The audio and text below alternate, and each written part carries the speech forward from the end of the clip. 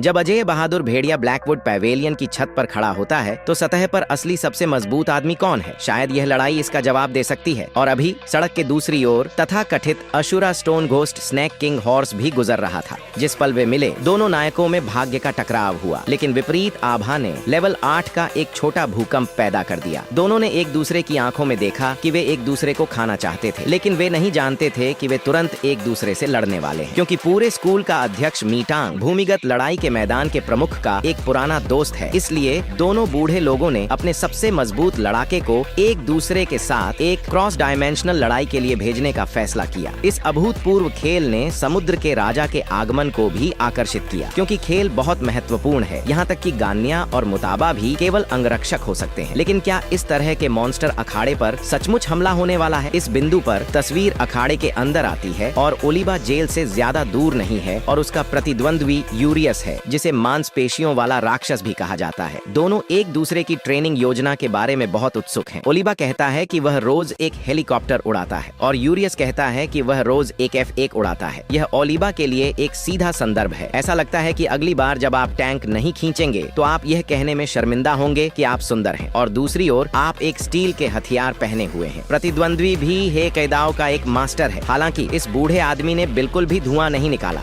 जैसे ही खेल शुरू होने वाला था, दोनों पक्षों के दर्शक मैदान में प्रवेश करते रहे।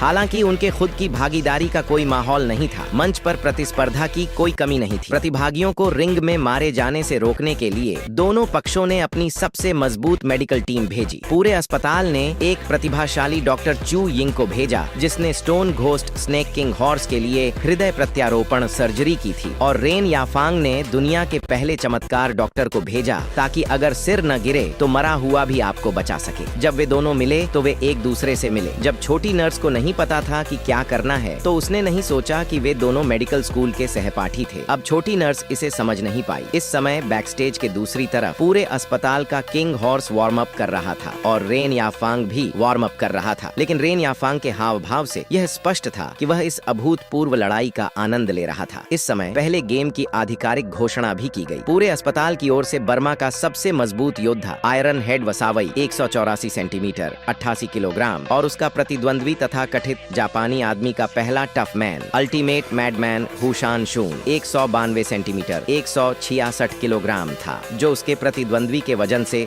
2 गुना था। दोनों लड़ने के लिए पागल थे।